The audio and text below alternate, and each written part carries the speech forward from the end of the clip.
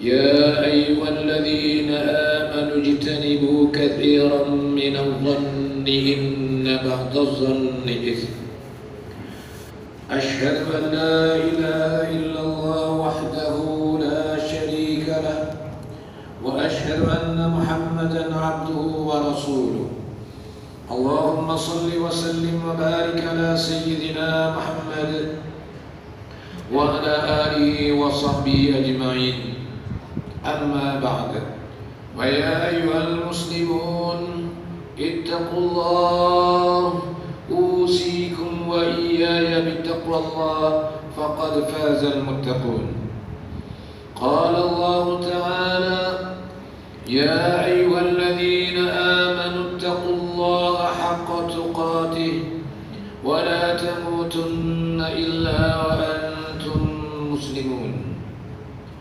Muslimin yang dirahmati Allah sekalian, bersempena perhimpunan mingguan seluruh umat Islam hari ini, khatib berpesan kepada diri khatib sendiri dan menyeru muslimin yang dikasihi, marilah kita meningkatkan keimanan dan ketakwaan kita kepada Allah Subhanahu wa taala dengan mematuhi dan melaksanakan segala perintahnya dan meninggalkan setiap larangannya. Semoga kita senantiasa berada dalam landasan akidah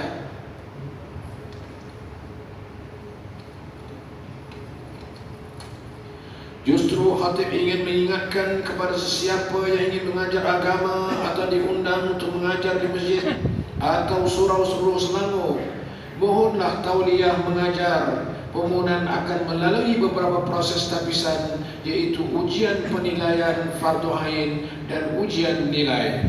Sekiranya lulus, pemohon akan dipanggil temuluga, seterusnya diputuskan oleh jawatan kuasa tauliah maiz. Hadirin yang berbahagia, benarkah proses permohonan tauliah mengajar sesuatu yang menyusahkan dan tidak diperlukan?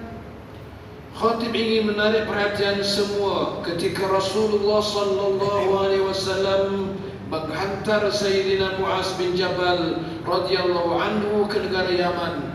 Baginda terlebih dahulu bertanyakan beberapa soalan kepada Muaz berdasarkan sabdanya yang berikut. Kaifa taqdi? Faqala aqdi bima fi kitabillah. Qala fa in lam yakun fi kitabillah. Qala fa bi sunnati Rasulillah sallallahu alaihi wasallam. Qala fa in lam yakun fi sunnati Rasulillah sallallahu alaihi wasallam. Qala ajtahidu ra'yi. Qala alhamdulillahilladzi waffaqa Rasulullah sallallahu alaihi wasallam. Yang bermaksud, adakah kamu akan, bagaimana kamu akan berhukum? Maka Muaz menjawab, aku akan menghukum dengan apa yang terdapat dalam kitabullah. Lalu baginda bersabda, sekiranya tidak terdapat dalam kitabullah, maka jawab Muaz, aku akan berhukum dengan sunnah Rasulullah sallallahu alaihi wasallam. Baginda bertanya lagi, sekiranya tidak terdapat dalam sunnah Rasulullah sallallahu alaihi wasallam, maka Muaz menjawab, aku akan berijtihad dengan pendapatku. Maka Rasulullah sallallahu alaihi wasallam bersabda, segala puji bagi Allah yang telah memberikan taufik kepada utusan Rasulullah sallallahu alaihi wasallam. Hadis tersebut menunjukkan Rasulullah sallallahu alaihi wasallam sedang menguji kelayakan Sayyidina Muaz dalam menyampaikan dakwah. Setelah berpuas hati dengan manhaj Sayyidina Muaz dalam berhukum, yaitu mendahulukan Al-Quran, kemudian As-Sunnah, dan seterusnya berijtihad, maka baginda pun mengucapkan rasa syukur kepada Allah Subhanahu wa taala. Maka sebab itulah permohonan tauliah mengajar perlu melalui beberapa proses tapisan untuk melihat kelayakan, kemahiran, kemampuan dan penguasaan ilmu seseorang sebelum diberikan tauliah. Dalam hal ini, Duli Yang Maha Mulia Sultan Selangor sering memberi peringatan dan menitahkan hanya mereka yang benar-benar mahir dan mempunyai pengetahuan yang luas mengenai agama Islam sahaja yang boleh diberikan tauliah untuk mengajar atau ceramah di masjid-masjid atau surau-surau di seluruh negeri Selangor. Titah Budi Yang Maha Sultan Selangor pada 18 Februari, Istana Alam Syahkara. Muslimin yang berbahagia, adakah itu bermaksud pihak berkuasa agama menghalang kerja-kerja dakwah? Perlu ditegaskan bahawa keperluan tauliah mengajar bukanlah untuk menghalang atau menyusahkan seseorang yang ingin mengajar agama. Ia sebagai langkah pencegahan bagi memenuhi maqasid syariah dalam aspek memelihara agama Islam. Hifzuddin. Allah Subhanahu wa taala berfirman dalam surah Al-Imran ayat 19. A'udzu billahi minasyaitonir rajim. Innad dina indallahil Islam. Shadaqallahu azim. Yang maksud, sesungguhnya agama yang diridai Allah Subhanahu wa taala hanyalah Islam. Justru bagi memastikan agama Islam itu terus terpelihara daripada sebarang anasir penyebaran agama salah, fitnah-memfitnah dan bersangka buruk yang boleh menimbulkan kesan negatif kepada agama, masyarakat dan negara, maka tauliah diperlukan. Bahkan Sayyidina Ali radhiyallahu anhu pernah berkata, kalimatu haqqin urida biha batilun, bermaksud kata-kata yang benar tetapi bertujuan batil. Maka disinilah keperluan tauliah mengajar yang antara lain untuk memastikan bahawa yang pertama, seseorang itu benar-benar layak dan sesuai untuk mengajar agama. Yang kedua, mengekang penyebaran ajaran atau pahaman yang menyeleweng daripada pegangan akidah Ahlussunnah wal Jamaah. Yang ketiga, mengelak sesuatu perkara yang boleh menimbulkan kontroversi dan sensitiviti dalam kalangan masyarakat. Yang keempat, mencegah mana-mana pihak yang menggunakan platform ceramah untuk menghina atau mengaibkan orang atau kumpulan tertentu. Kelima, memastikan pemegang tauliah mematuhi setiap aturan dan undang-undang yang sedang berkuasa. Muslimin yang berbahagia, perkembangan teknologi semasa memudahkan masyarakat untuk mendapatkan ilmu agama pada bila-bila masa hanya di ujung jari. Namun, masyarakat perlu memastikan guru yang mengajar atau menyampaikan ilmu tersebut adalah individu yang dipercayai dan diyakini ilmunya bersumberkan Al-Quran dan Sunnah Rasulullah SAW serta berpegang kepada fahaman Ahlussunnah wal Jamaah. Imam Muslim meriwayatkan dalam muqaddimah kitab sahihnya daripada Muhammad Ibn Sirin, dia berkata, Inna hadzal ilma dinun fanzuru amman ta'khuduna dinakum. Sadaqallah, yang bermaksud, sesungguhnya ilmu ini adalah agama, maka kamu lihatlah daripada siapakah kamu mengambil agama kamu. Khatib mengingatkan bahawa mana-mana orang yang cuba mengajar atau menyebabkan pengajaran agama Islam tanpa tauliah merupakan satu kesalahan di bawah Section 119 Enakmen Pentadbiran Agama Islam Negeri Selangor 2003 Pindaan 2016. Muslimin yang dirahmati Allah sekalian, pihak JAIZ segera menerima aduan bahawa masih terdapat masjid atau surau yang mengundang penceramah tanpa tauliah. Malah penceramah yang tidak mempunyai tauliah pun tahu tentang keperluan mendapatkan tauliah di negeri Selangor ini, masih terus mencuba untuk memberi ceramah di masjid dan surau tanpa tauliah.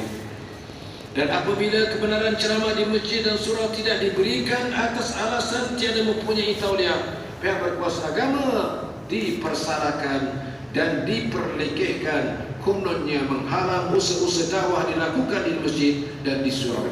Kenapa ini boleh berlaku? Sedangkan sehingga 31 Disember 2022 terdapat seramai 5,641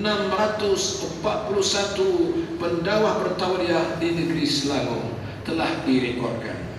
Jumlah penceramah bertauliah yang ramai ini tidak menyukarkan pihak masjid atau surau untuk memilih mana-mana penceramah bertauliah yang boleh diperolehi maklumat mereka melalui laman sesawang Jabatan Agama Islam Selangor.